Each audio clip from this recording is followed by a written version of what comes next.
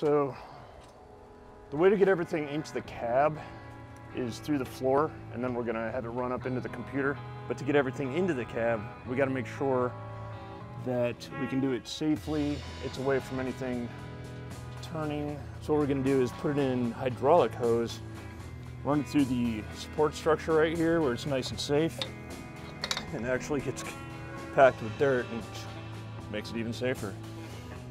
Gonna bring it up through here, get some P-clamps, get it nice and tight, get it toward the body of the machine so it's not on the tracks. And what we're gonna do is we're gonna cut a little semicircle in this plate right here, have the hydraulic hose come in here, and then the cable will never be exposed. It'll be protected by the hydraulic hose, which is wire wound. It's also UV protected. It's just a great way to make sure it gives them a lot of good work for years to come.